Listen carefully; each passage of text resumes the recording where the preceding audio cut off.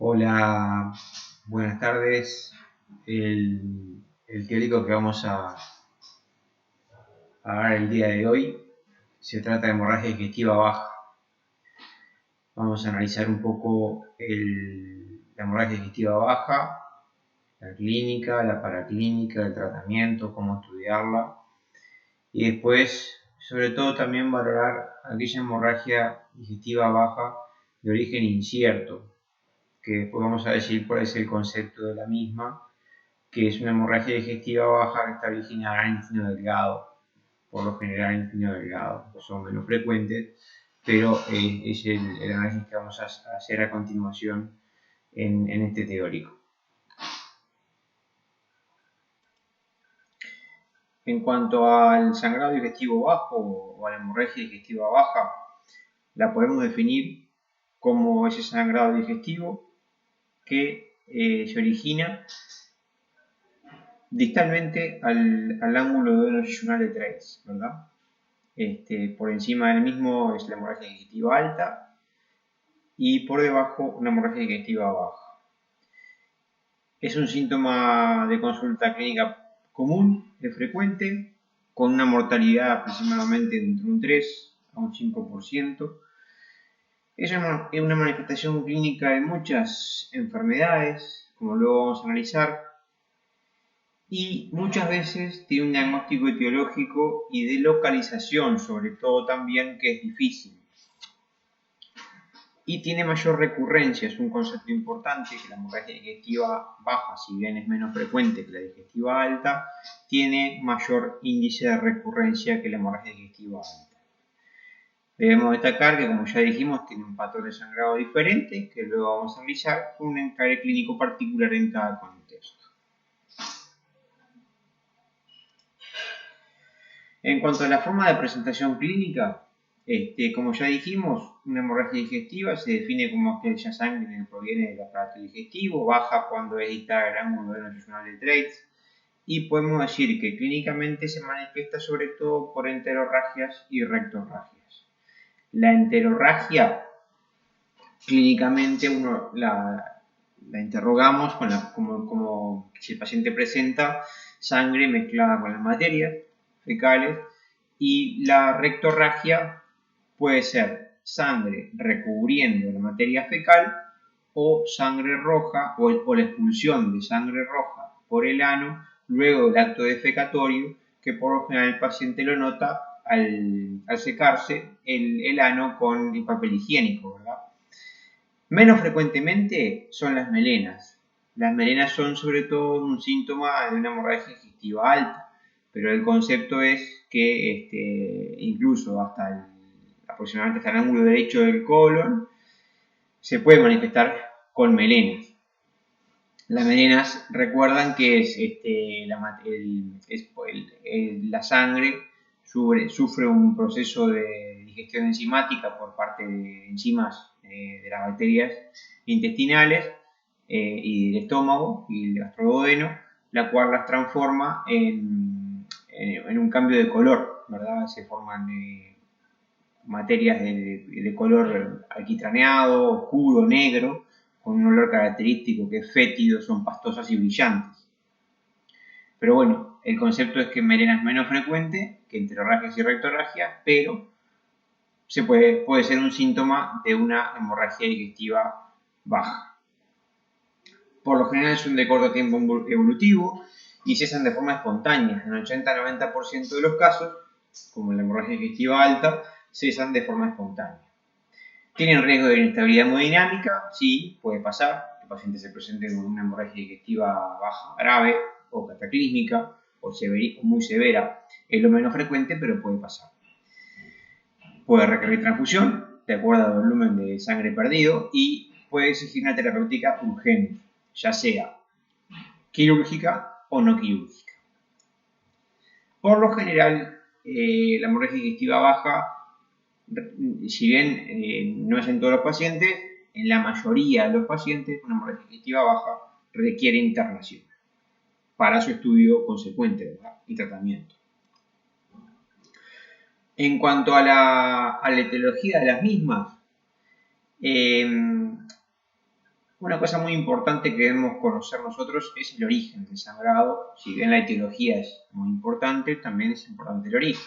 Entonces, en cuanto a la etiología de la hemorragia digestiva baja, podemos dividir en varios grupos etarios, ¿verdad? Niños, adolescentes, adultos y ancianos, mayores de 65 años. En los niños y adolescentes predomina el divertículo de Meckel. El divertículo de Meckel en adultos y en ancianos es muy poco frecuente, es excepcional que se manifieste como una hemorragia digestiva baja. Recordando un poco el divertículo de Meckel, es un divertículo por la presencia del conducto faloplasentérico que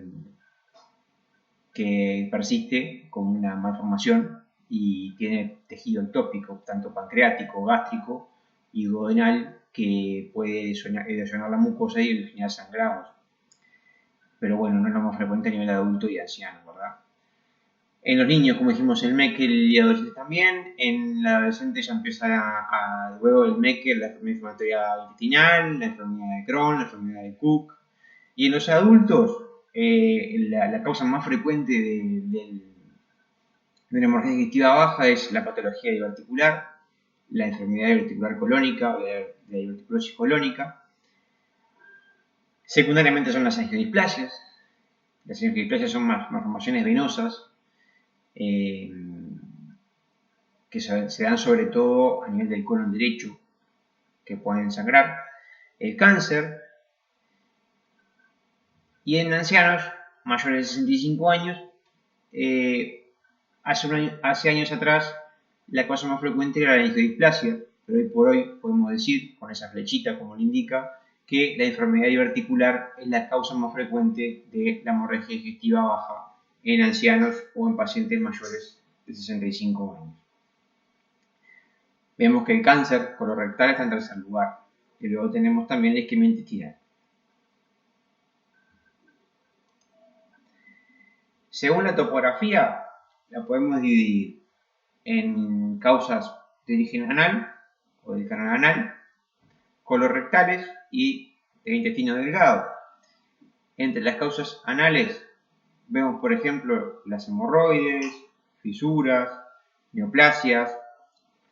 Entre las causas colorectales, lo más frecuente que sea de origen colorectal, una hemorragia digestiva baja en 80-90% de los casos.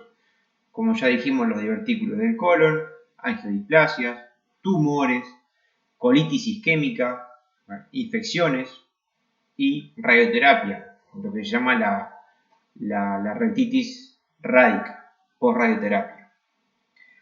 Y en el intestino delgado, como luego vamos a analizar, la causa más frecuente de sangrado son las angiodisplasias. También existen los tumores, diversos tipos de tumores, la enteritis rádica, si bien puede afectar la radioterapia al intestino grueso, también puede afectar al delgado, el divertículo de Meckel, después puede haber causas infecciosas, enfermedades inflamatorias, etc. Pero bueno, ven como que las angiodisplasias son más frecuentes como causa de sangrado en el intestino delgado. Y a nivel colorectal son los divertículos del colon, la enfermedad diverticular colónica.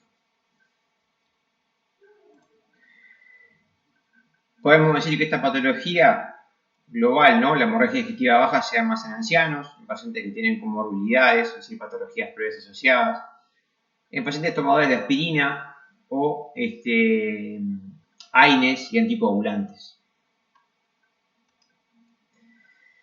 En cuanto al abordaje clínico de una hemorragia digestiva baja, de fundamental importancia frente cuando tenemos un paciente con una hemorragia digestiva baja en la emergencia, la historia clínica, el correcto interrogatorio, ¿verdad?, de todos los síntomas, aparte del sangrado, ya sea una enterorragia, una rectorragia o incluso puede ser una melena, preguntar siempre otros síntomas acompañantes de la historia digestiva baja y alta, así como también elementos de repercusión hemodinámica.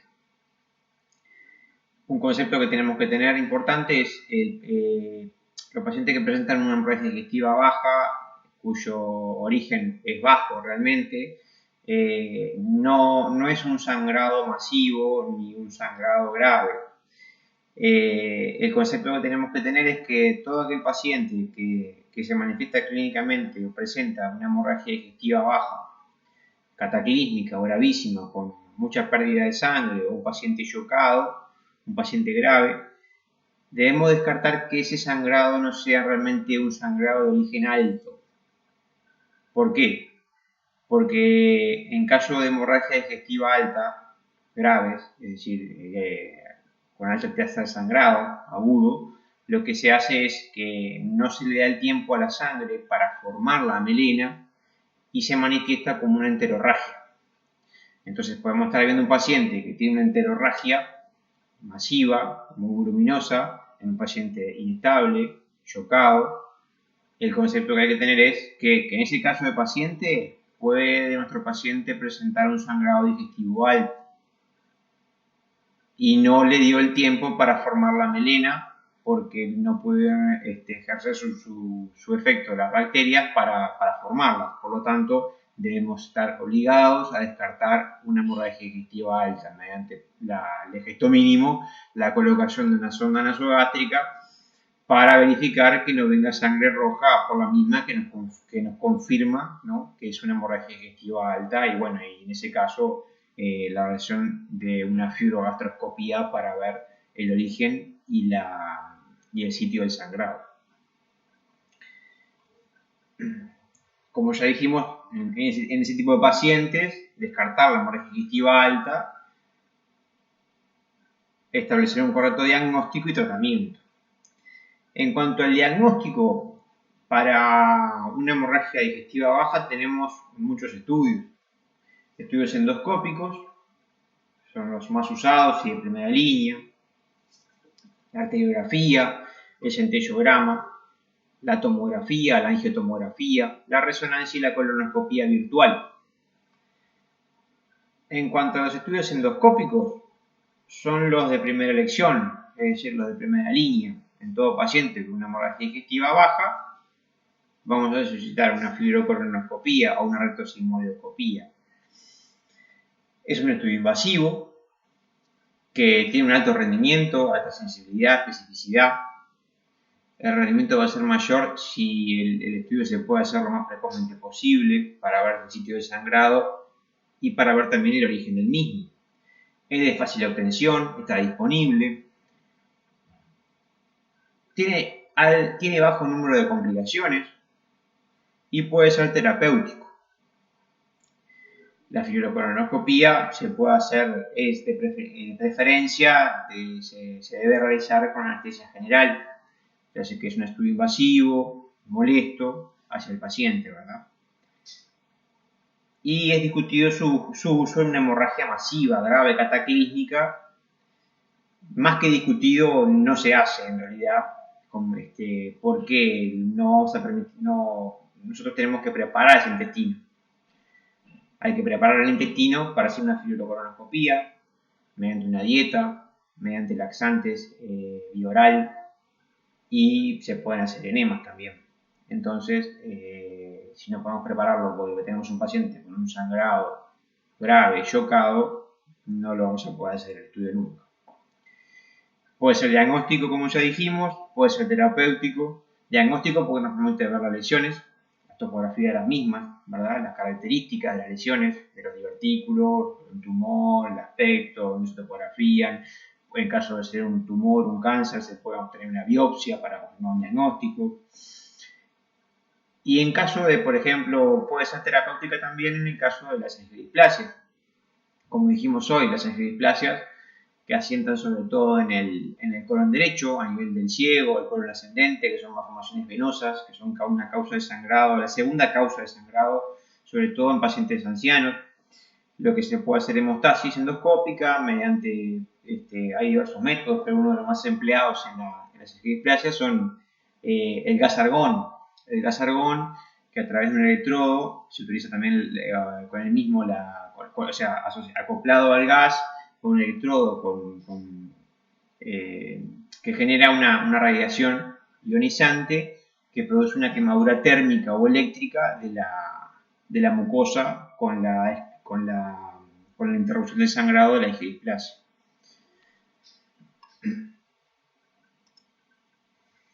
En cuanto a la arteriografía tiene una sensibilidad del 70% aproximadamente.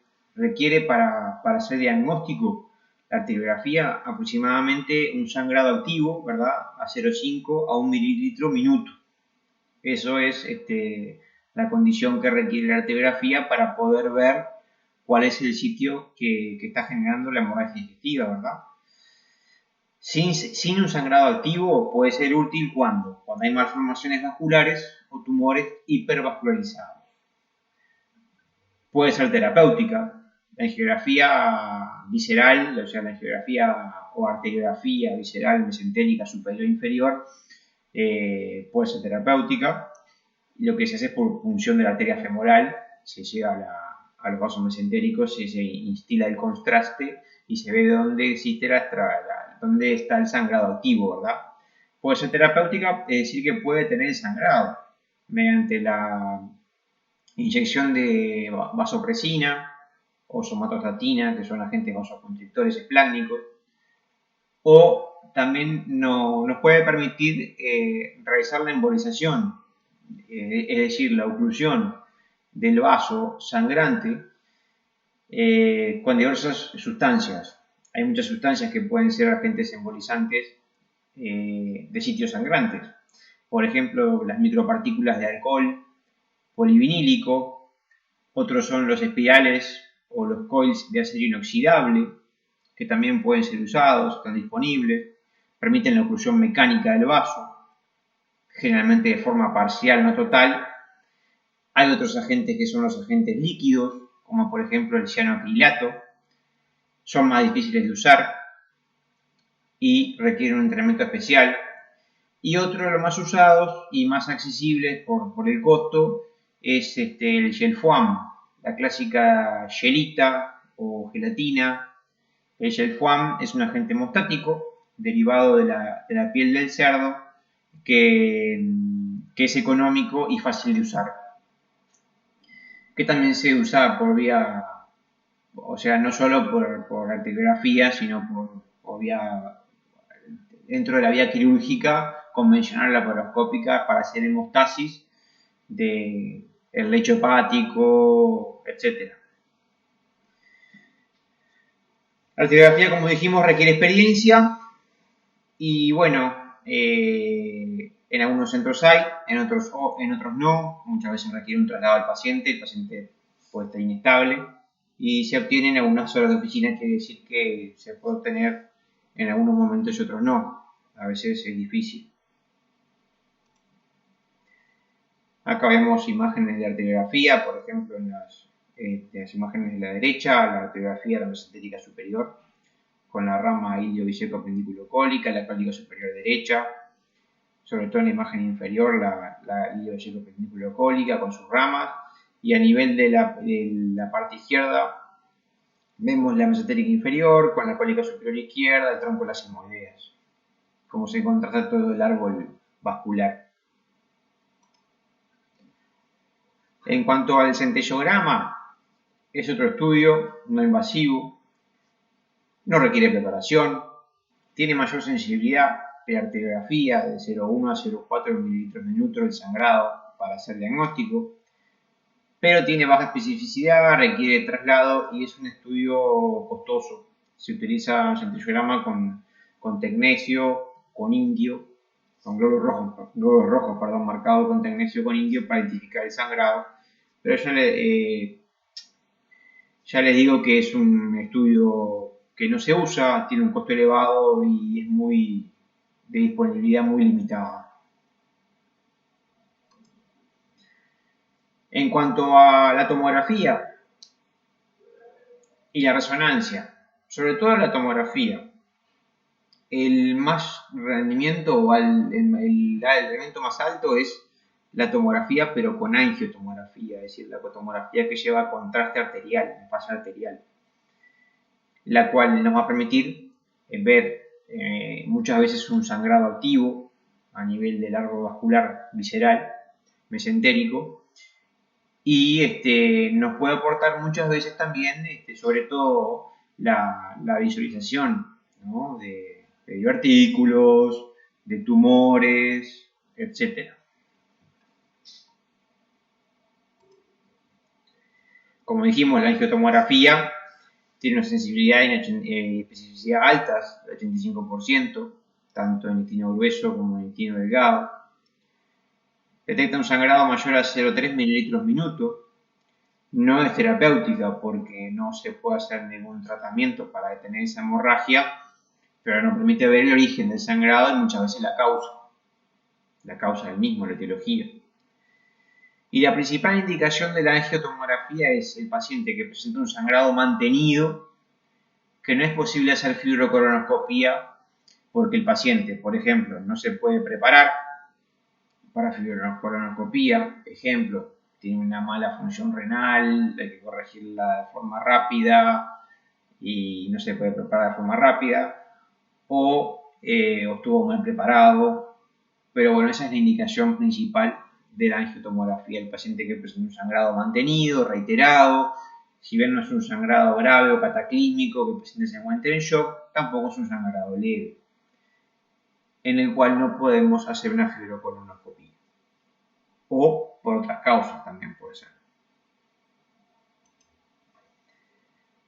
Acá vemos en esta tomografía la presencia de extravasación de contraste, indicado por la flechita, que a nivel del ciego ven la extracción de contraste que nos denota un sangrado activo a dicho nivel, que en esta paciente correspondía a ser angiodisplasia, que como dijimos,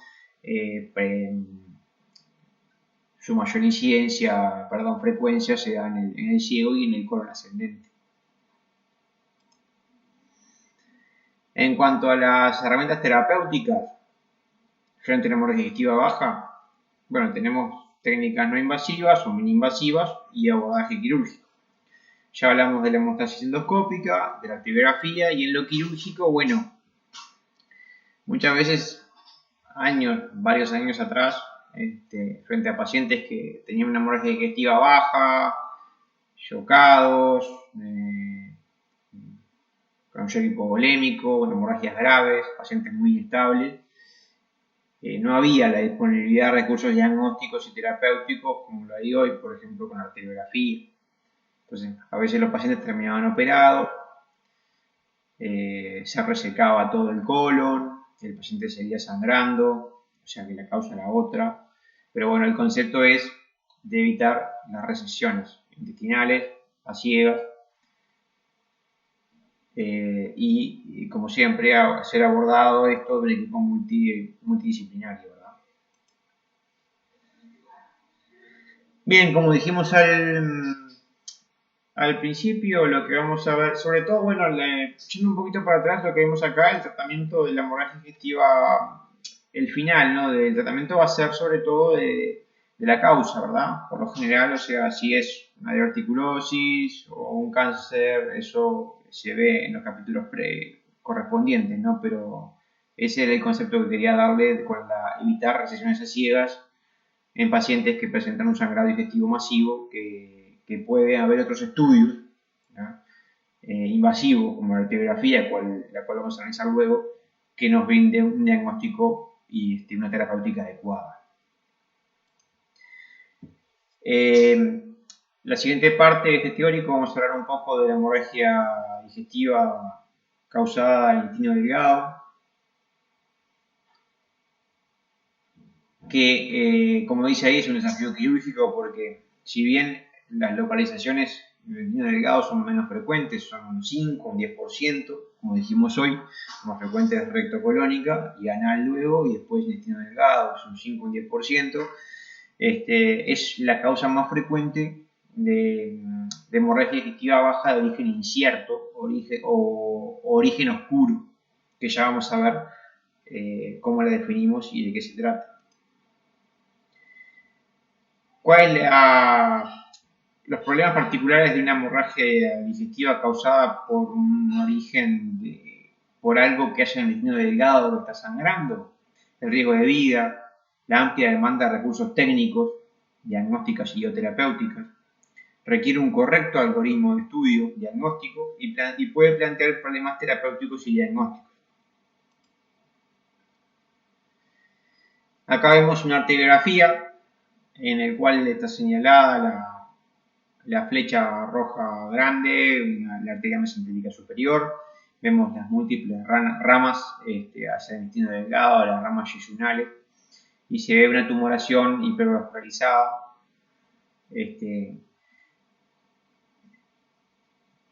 Que es informada como un probable tumor de primeras asas yeyunales.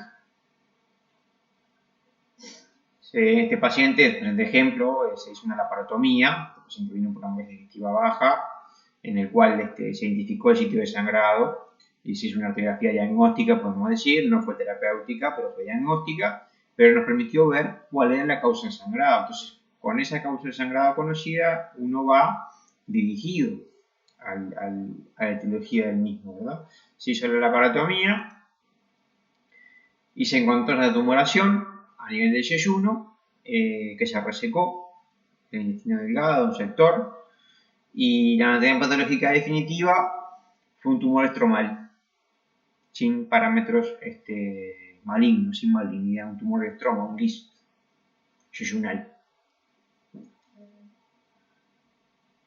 Ahí vemos, ¿no? En este caso, la importancia de tener un estudio de estos, muy importantes en pacientes graves, que nos permite ver cuál diagnóstico tenemos, frente a qué estamos, nos orienta para irlo a operar. Bien, entonces, la hemorragia digestiva baja de origen oscuro o de origen incierto o no filiada. La hemorragia digestiva baja no filiada puede ser oculta, tener un FKT positivo en estudio por anemia, o puede ser evidente, manifestarse clínicamente como una hemorragia digestiva baja, enterorragias o melenas.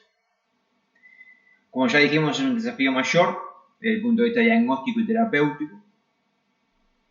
Son pacientes de la urgencia, por lo general, y es aquella hemorragia digestiva baja o aquella hemorragia digestiva en la cual no se logra identificar su causa, luego de los estudios endoscópicos habituales, ya sea fibrocolonoscopía y sea fibrogastroscopía, ¿verdad? Entonces son aquellas que están en el intestino delgado, como dijimos al principio. La hemorragia digestiva, el sitio de origen desconocido, es un 5% luego de endoscópicos estudios habituales. Y las lesiones del intestino delgado son la causa más frecuente de hemorragia digestiva baja no filiada, oscura o incierta. Acá vemos las causas de las hemorragias digestivas bajas del intestino delgado. Son causas tumorales y no tumorales. Como concepto, la causa más frecuente de una hemorragia digestiva baja originada en el intestino delgado son las angiodisplasias, y después hay muchas otras causas, ¿verdad? Tumores, tanto benignos, adenomas, fibromas, lipomas, malignos, adenocarcinomas, los linfomas, angiosarcomas, causas congénitas, el Meckel, divertículos de delgado, vasculares, causas isquémicas, enteritis, rádica, y después las causas no neoplásicas, como también dentro las inflamatorias, la enfermedad de Crohn, cuerpos extraños, traumatismo, enfermedades sistémicas, colagenopatía, causas infecciosas, bacterianas, parasitarias, hay muchas, ¿verdad? En cuanto a la etiología, si bien dividimos por edades, como hicimos hoy con las de colorecto, en los menores es el Meckel, en los de 30 a 50 años son tumores y mayores de 50 años son las angiodisplasias. Pero si uno mira la totalidad, podemos decir que las angiodisplasias son la más frecuente causa de hemorragia digestiva baja de origen incierto, de origen oscuro, que proviene del intestino delgado.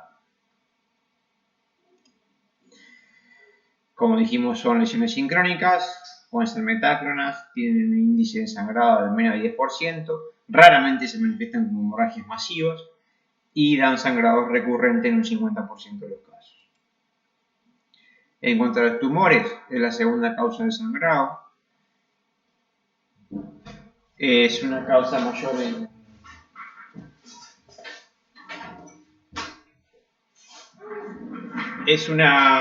mayor entre 30 y 50 años. Puede ser una forma frecuente de debut en tumores benignos. Pueden ser adenocarcinomas, linfomas, como dijimos hoy, o leiomyosarcomas en caso de ser tumores malignos.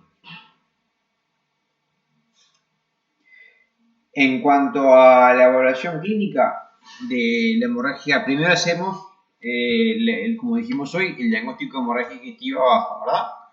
Enterorragia, melena. En caso de, como ya mencionamos al principio, en pacientes que tienen enterorragia sin compromiso hemodinámico, shock, enterorragia grave, siempre descartar el origen alto, ¿verdad? Sonda nasogástrica y fibrogástrica.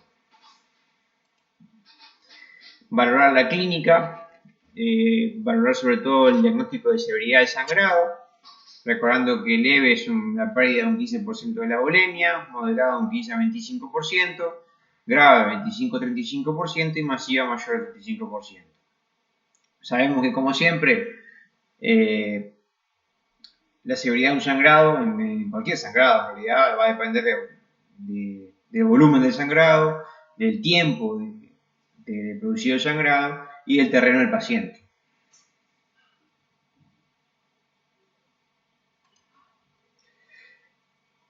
En cuanto a la evaluación diagnóstica de esta hemorragia de origen incierto no filiado oscura, como ya dijimos, tenemos un paciente que descartamos un origen alto con una rectosigmoidoscopia y una fibrocolonoscopia negativas también, con lo cual descartamos un origen rectocolónico, ¿verdad? Descartamos el gastroduodeno y descartamos lo anorrectocolónico.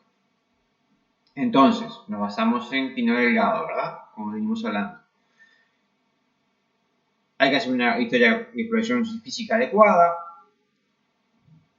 Muchas veces podemos requerir la repetición de una fibrocolonoscopia para descartar lesiones desapercibidas. Y bueno, como dijimos, con todo esto, pensar siempre en el intestino delgado como lugar de origen de la hemorragia digestiva baja. ¿Qué herramientas diagnósticas tenemos para ir a estudiar el intestino delgado de los pacientes? Bueno, hay estudios endoscópicos, estudios imagenológicos, arteriografía visceral y la exploración intraoperatoria. En cuanto a los estudios endoscópicos, la endoscopía convencional, acá nos estamos refiriendo a la fibrocolonoscopía y a la fibrogastroscopía, ¿verdad? Ustedes recordarán, el intestino delgado mide 5 metros y medio, 6 metros, el colon y el recto 1,5 metros, por lo tanto, tenemos que contar con algún estudio que sea un poco más importante que la fibrocolonoscopía, ¿verdad? La endoscopía convencional. La endoscopía convencional lo que nos puede permitir es hacer una ilioscopía, ¿verdad? La fibrocolono se puede introducir a través de la doble secal y llegar a los últimos 20-25 centímetros del ilion distal. Y la fibrogastroscopía puede ver hasta el duodeno 2-3, pero mucho más no. Así que la endoscopía convencional no nos va a servir por lo general para hacer un diagnóstico de hemorragia digestiva baja, ¿verdad? Entonces tenemos que ir a hacer otros estudios endoscópicos, que puede ser la enteroscopía. El enteroscopio es un endoscopio, ¿no? Como el fibrocolonoscopio, pero está destinado a ver el intestino delgado. Es un endoscopio que mide aproximadamente 220 o 225 centímetros de largo, que se introduce por la boca y que nos va a permitir ver el intestino delgado, ¿no? Tenemos que ver todos esos 5 metros y medio, 6 metros de intestino delgado, que hoy por hoy tiene balones, el endoscopio. Tiene 2 balones que lo que le permiten esos balones es ir plegando el endoscopio en el intestino, es decir, plegando el intestino a los balones y avanza la fibra, avanza el endoscopio para ir hacia sectores más distales y permitir la progresión del mismo, ¿no? Va progresando a través que los balones van plegando el intestino. Es un estudio que tiene alto rendimiento, puede ser diagnóstico, puede ser terapéutico también, porque en caso de angiodisplasia las podemos hacer hemostasis con el gas argón plasma, como dijimos hoy. Puede permitir un diagnóstico anatomopatológico mediante la toma de muestra de biópsicas, pero requiere un instrumental adecuado, requiere técnicos entrenados y con experiencia, porque es un estudio que es largo, es un estudio que dura 2 a 3 horas y se hace en bloque quirúrgico siempre con anestesia general. Pero bueno, es un estudio muy importante. En el caso de presentar, como ya dijimos, lo que estamos analizando es una hemorragia digestiva de origen incierto o oscuro proveniente del intestino delgado, ¿verdad? Otro estudio muy importante, que no es invasivo, el anterior era invasivo, ¿verdad? La enteroscopía. Este no es invasivo, es la cápsula videoendoscópica, es un estudio muy usado actualmente, disponible, que el costo es un poco más caro. La cápsula videoendoscópica es una cápsula que el paciente ingiere una cápsula, y la cápsula que tiene es un sistema de cámaras, es como una cámara de fotos que saca imágenes, saca de 2, depende del tipo de cápsula que sea, pero puede sacar de 2 hasta 4 fotos por segundo del intestino, y dicha información, tanto las fotos como la filmación de la película, se transfiere a un dispositivo que el paciente lo tiene colocado en la cintura y queda la información almacenada en el dispositivo, con el cual el paciente luego va a su médico tratante, al endoscopista, al gastroenterólogo, y le lleva el dispositivo, y el médico lo puede ver las fotos o el video de la cápsula en una computadora, ¿verdad? La cápsula se elimina con la materia fecal y no es necesario ir a buscarla ni nada. Eso, el paciente le lleva al médico la información de la batería que tiene en el cinturón acoplado al dispositivo, ¿verdad? Y también dura aproximadamente 6-8 horas el procedimiento. Pero hoy por hoy es uno de los mejores estudios para visualizar la lesión en el intestino delgado. Sabemos que no nos permite obtener diagnóstico, ¿verdad? No es terapéutico, no permite obtener biopsias, como era la enteroscopía, tampoco terapéutico como era la enteroscopía, pero nos permite obtener un diagnóstico etiológico. Y bueno, su sensibilidad, o ese estudio va a disminuir en caso de estenosis, ¿no? Cuando hay estenosis del intestino, la cápsula queda trancada y no pasa, con lo cual va a disminuir su rendimiento.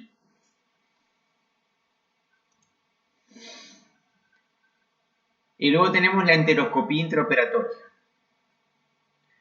La enteroscopía intraoperatoria es operar al paciente y hacerle la enteroscopía en el mismo acto quirúrgico, ¿verdad? Ya sea tanto por abordaje laparoscópico o convencional.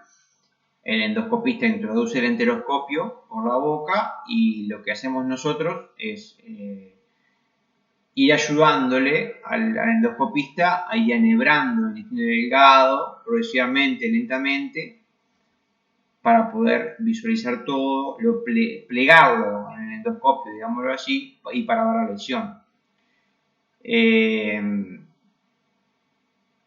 Tiene un rendimiento alto, de 70-80%, es un trabajo en conjunto, como ya dijimos, entre los cirujanos y los endoscopistas, y muchas veces nos permite a nosotros también ser,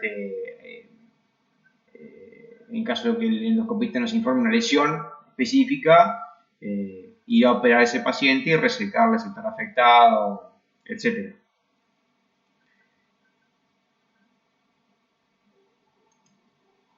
Acá vemos en este caso, bueno, esto es un abordaje convencional, ¿verdad? Abierto, abdomen abierto, en el cual se hace una enterotomía, es decir, la apertura del intestino delgado en un sector, y se introduce el endoscopio. En este caso, se hace una enteroscopía. Esta no es como la que dijimos al comienzo, que es la enteroscopía que a través de la boca va pasando el enteroscopio, sino que el enteroscopio en este caso se introduce a través del intestino delgado mismo. Entonces, se hace, como ven en las imágenes, con la mano del cirujano, va plegando el intestino en torno al enteroscopio y en una pantalla se ve la mucosa, si presenta lesiones, las características de la misma, la causa del sangrado, etc. En cuanto a los estudios imaginológicos, es el tránsito delgado convencional, ¿verdad? Con bario. Es un estudio contrastado con bario, como existe el colon por enema, como existe el esófago gastroduodeno. Son estudios que requieren ausencia de sangrado activo, tiempo, radiólogo experto y tienen muy bajo rendimiento, por lo cual no es un estudio de elección para la hemorragia digestiva baja, ¿verdad? En cuanto a otros estudios imaginológicos, por ejemplo la tomografía, la angiotomografía y la resonancia, debemos destacar que son mínimamente invasivas, no requieren preparación, pero bueno, existe poca experiencia en causas de sangrado digestivo de origen del intestino delgado, pero lo más accesible para estas cosas sería la angiotomografía, como ya analizamos, que nos permite ver la presencia, sobre todo la angiotomografía nos va a permitir ver la presencia de extravasación de contraste que pueda habernos, o la presencia de masas, tumores, etc. En tanto los estudios imagenológicos, lo que hablamos hoy también para el colon y el recto, el centellograma con Technetium 99, con glóbulo rojo marcado con Technetium 99. Es un estudio que no es invasivo, no requiere preparación, predice alto riesgo de sangrado, nos informa el sitio de sangrado, pero no la etiología, o sea, es solo diagnóstica. Y como ya dijimos, es poco específico y es de difícil obtención y costoso, por lo cual no es un estudio de elección para una hemorragia digestiva de origen incierto o oscuro, ¿verdad? En cuanto a la arteriografía, la arteriografía tiene ventajas como son, ya dijimos, el sangrado, el 90%, y nos permite identificar un sangrado si hay un sangrado mayor, activo, es decir, a 0,5 ml por hora, y puede ser terapéutica. Requiere personal idóneo, como ya dijimos, en técnicas intervencionistas, y es accesible en algunos momentos, ¿verdad? Y en todos los hospitales no contamos con un angiógrafo para hacer una arteriografía de urgencia. Puede haber complicaciones, sobre todo en la diagnóstica, un 4%, y en la terapéutica un 35%, sobre todo las complicaciones isquémicas, ¿no? Que al embolizar genera una isquemia del territorio afectado, visceral. Luego tenemos la exploración intraoperatoria. Como dijimos hoy, la resección a ciegas del intestino, sobre todo, es un procedimiento inadecuado y no se recomienda. Sobre todo el rendimiento menos de 10% sin enteroscopia intraoperatoria, siempre que sea posible. Si tenemos que operar a un paciente con una hemorragia digestiva baja, chocado, en el cual no podemos hacer otro procedimiento para obtener un diagnóstico o terapéutico que no funcionó en este caso, o sea, si el último recurso de la cirugía, debemos de contar o intentar, al sumo contar, de cualquier manera con un endoscopista en sala de operaciones para hacer una enteroscopía intraoperatoria.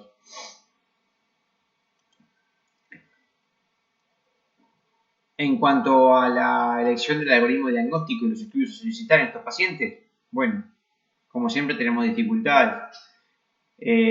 Como dijimos hoy, en todos los hospitales no tenemos la misma disponibilidad de estudios diagnósticos, o al mismo tiempo puede verse una disponibilidad en un centro y en otro no, y la diferencia van a ser de acuerdo a una clínica del paciente. Y como dijimos hoy, las resecciones a ciegas no son adecuadas a nivel sisumiliar. Debemos ir rumbeados, ¿verdad?, con un diagnóstico, sobre todo de cuál es la etiología del mismo. Esto es un algoritmo diagnóstico y terapéutico en caso de un paciente con una hemorragia digestiva baja, de intestino delgado, ¿verdad?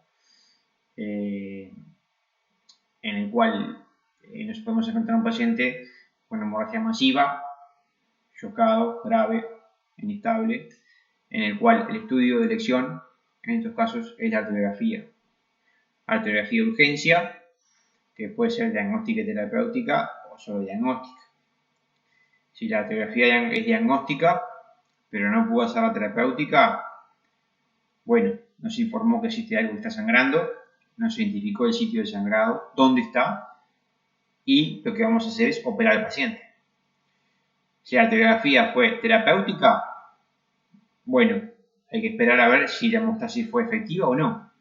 Si pudo hacerle embolización con los materiales que ya dijimos hoy, o como vasopresina, ¿fue efectiva? Nada, el paciente queda en observación. Y si la arteriografía terapéutica no fue efectiva, seguramente el paciente requiere cirugía. Así que bueno, frente a la hemorragia masiva, intestino delgado, arteriografía, nos confirma que viene intestino delgado, es terapéutica y funciona, esperamos. Si no es terapéutica, pero nos hizo un diagnóstico, nos dijo dónde está el sangrado, por ejemplo, el caso que vimos hoy, el sangrado está a nivel de la primera sesional, una malformación venosa, bueno, vamos a buscar esa lesión. Y bueno, en caso de la hemorragia menor, leve, autolimitada, o incluso la hemorragia digestiva baja moderada, tenemos que ver si tenemos o no acceso a realizar estudios endoscópicos de intestino delgado. Por lo general podemos acceder a estos estudios. Hoy por hoy tenemos que decir que podemos acceder. En nuestro hospital, en Pasteur, existe la disponibilidad de realizar tanto una enteroscopía como una cápsula endoscópica. En algunos centros no, pero nosotros contamos con eso. Entonces, si contamos con eso, se puede empezar por una videocápsula endoscópica, que es un estudio que no es tan invasivo como la enteroscopía, y valorar si existe, cuál es el origen del sangrado, ¿verdad?, el origen y la topografía, ver si se puede hacer hemostasis mediante enteroscopía o si el paciente va a requerir una intervención quirúrgica. Si no contamos con una enteroscopía o cápsula, bueno, ahí tenemos los estudios de imagen, ¿verdad? La angio-TC, el tránsito, olvídense, la resonancia, puede ser. Pero bueno, si nos permite ver la etiología del sangrado, es el tratamiento oportuno. Y si no, se realizará la exploración quirúrgica con enteroscopia intraoperatoria. Así que en aquel paciente que tiene una hemorragia menor o moderada, autolimitada, en el cual no podemos evidenciar un sangrado con estudios imagenológicos o estudios endoscópicos, o sea, estudios endoscópicos, y la enteroscopía o la cápsula, tiene indicación de exploración quirúrgica con enteroscopia intraoperatoria como última medida para valorar el origen y sobre todo la etiología del sangrado.